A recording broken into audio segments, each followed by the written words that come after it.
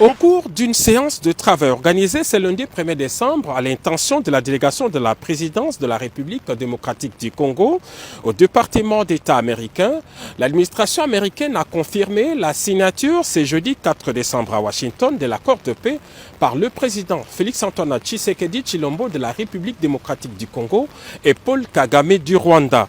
Les deux chefs d'État sont d'ailleurs attendus sur le territoire américain ce mardi 2 décembre. Selon le programme officiel du département d'État, la cérémonie historique va se dérouler en deux temps et toutes les parties se sont accordées sur le détail protocolaire du programme qui devrait durer en tout 1h30. La première étape se déroulera le même jeudi 4 décembre à 11h à la Maison-Blanche. Le président américain Donald Trump va accueillir ses hôtes respectivement à 11h pour le président du Rwanda et 11h10 pour le président de la République démocratique du Congo avant de les convier à une rencontre trilatérale d'une dizaine de minutes dans son bureau ovale de la Maison-Blanche.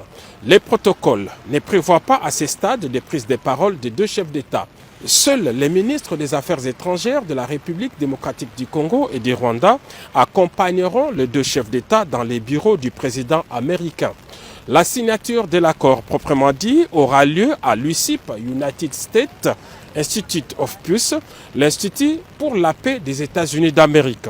Pour marquer les caractères solennels et historiques de cette signature, 8 chefs d'État ou leurs représentants y sont attendus en qualité de témoins de cet accord, en plus du président Donald Trump. Il s'agit des dirigeants de l'Angola, du Burundi, du Kenya, de l'Ouganda, du Togo, du Qatar, des Émirats arabes unis et du président de la Commission de l'Union africaine.